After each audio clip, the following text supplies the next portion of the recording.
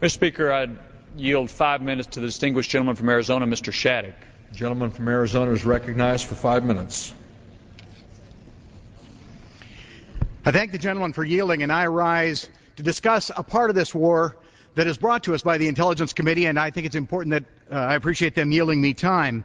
I have argued on this floor that this discussion and debate ought to be about more than just Iraq. Indeed, that it is about the worldwide jihadist movement to attack us. I have argued and quoted many jihadist leaders who have said their goal isn't just to win in Iraq, but to take that fight to Westerners and, in their term, unbelievers throughout the world. But I am not alone in that view.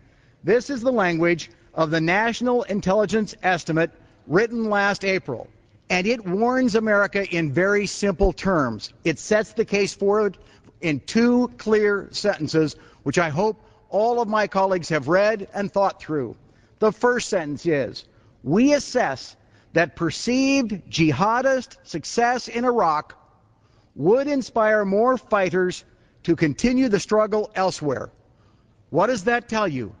If they are successful, if the jihadists who hate us in Iraq are successful there, they will carry that struggle on elsewhere. Ask yourself, where is elsewhere? I would suggest to you elsewhere is Great Britain.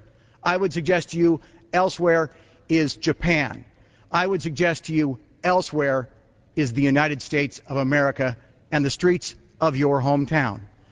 I've challenged my colleagues on the other side of this debate to name for me a single jihadi or Islamist leader. Name one. Name me just one who has said, if we withdraw from Iraq, if we pull our troops back, they will stop. Name me one who has said that if we leave Iraq, they will walk away and not carry their fight to the rest of the world and to the streets. But I'm not alone in saying this issue is bigger. Let me tell you what the National Intelligence Estimate, written by our nation's best and brightest intelligence experts in every intelligence agency we have, said next. They said, should jihadists leaving Iraq perceive themselves and be perceived to have failed, we judge fewer fighters will be inspired to carry on the fight. That is the national intelligence community giving us a simple message. If we prevail in Iraq, the world will be safer. If we are defeated in Iraq, the world will be more dangerous. Now, I would argue that there ought to be some attention given to the words of the troops in the field, and I want to devote the rest of my remarks to a column written by First Lieutenant Pete Hegseth last October, and I would like unanimous consent to insert this column in the record. Without objection. Pete Hegseth served in both Baghdad and Samarra for a year. He was an infantry platoon leader in Iraq. He fought on the streets of both Baghdad and Samarra. And here is what First Lieutenant Pete Hegseth said about the surge. He never heard the term surge, but he described the struggle he faced. He said, and I quote, "America is fighting with one hand tied behind its back. We simply do not have enough troops in Iraq, and we need them now." That was last October. Discussing his situation in Samarra, Lieutenant Hegseth went on.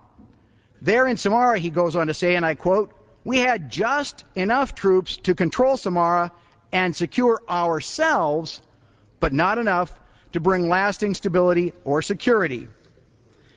He goes on and says 2 things are to blame for our predicament. The first is that we did not have enough troops. And the second, he says, and I quote, "Because of a lack of troops, American military leaders, those on the ground, those engaged in this fight, have to make a choice between mission objectives and self-preservation." He goes on to complain that all too often that choice that they are forced into is protection of our troops, not mission objective. And let me tell you how he concluded, because I think it is pertinent to this debate, where what we seek to do is just disapprove the surge of 20,000 troops.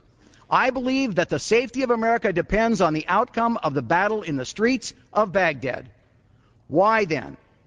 Pete Hegseth asks, and I quote, why then do we have just enough troops in Iraq not to lose? Why do we have just enough troops in Iraq not to lose? Time has expired. I ask for an additional 15 seconds. Yield the gentleman additional 30 Gentleman is seconds. recognized for an additional 15 seconds. To conclude, he says, Americans understand a defeat in Iraq would have horrible consequences for America and its allies for decades to come. America has the capacity to win, he wrote. Why then are we pursuing a bare minimum approach? I urge my colleagues to vote against this dangerous and ill-advised resolution.